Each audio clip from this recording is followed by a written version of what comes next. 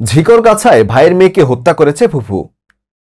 যশোর প্রতিনিধি এম আমিরুল ইসলাম জীবনের রিপোর্টে বিস্তারিত।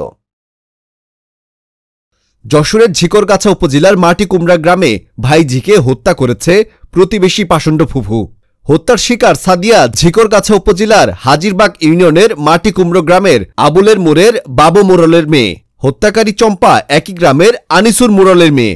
গতকাল আনুমানিক রাত 12টার দিকে মাটিকুমড়া গ্রামের হারুন অর রশিদের বাঁশবাগানে ঝোপের মধ্যে ভিকটিম সাদিয়া খাতুন 8 বছরের শিশুর লাশ উদ্ধার করা হয়েছে। সরেজমিনে জানা যায় বাবু মোড়লের 2 ছেলে ও 1 কন্যা সন্তান।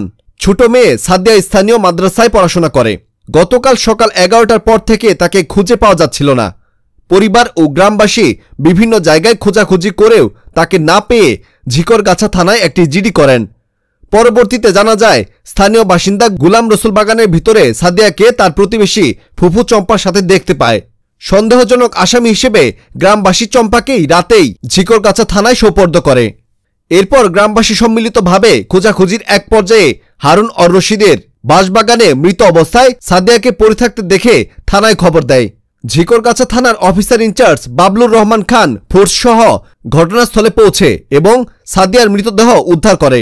প্রাথমিকভাবে ধারণা করা হচ্ছে সাদিয়ার গলায় এবং কানে থাকা স্বর্ণের গহনার লোভে অভিযুক্ত চম্পা ভিকটিমের পরিহিত জামা গলায় পেঁচিয়ে তাকে হত্যা করেছে। চম্পার বিরুদ্ধে এর আগে ছোটখাটো চুরির অভিযোগ আছে এবং সে মাদকাসক্ত বলে গ্রামবাসী জানিয়েছে। ঝিকরগাছা থানা অফিসার ইনচার্জ বালির রহমান খান বলেন, পুলিশ ঘটনাটি অবগত হয়ে ঘটনাস্থলে পৌঁছে ঘটনা অনুসন্ধান সহ লাশের সুরত হাল প্রতিবেদন প্রস্তুত করেছে। লাশ ময়নাতদন্তের জন্য যশোর সদর হাসপাতালে পাঠানো হচ্ছে। এই সংক্রান্তে আইনগত ব্যবস্থা প্রক্রিয়াধীন রয়েছে। আমার বাচ্চা 10টার সময় মাদ্রাসাতে এসে যে মেরিসে সে বাড়িতে নিয়ে গেছে, নিজে ওদের বাড়ির বাচ্চার সাথে খেলা করাইছে। মেরিসে তার নামটা কি? চম্পা। ওদের বাড়ি নিয়ে যাই খেলা করাইছে, খেলা করাই ওখান থেকে নিয়ে গেছে বাগানে। আমার একটা চাচা শুধু দেখি তাই কছে তুই ওর কনে নিয়ে যাচ্ছিস, বলছে ওই দিকে যাচ্ছি। ওই যে আমার শাশুড় যে চলে গেছে সেই ওই বাগানের মধ্যে ও মেরি ফেলাই দিয়েছে। মেরি ফেলানির পরে ও যশোর চলে গেছে। যশোর যে হোটেলে যাই বিরিয়ানি খাইছে, হাসপাতালে গেছে, অনেক জায়গায় গেছে, যে বাড়ি এসে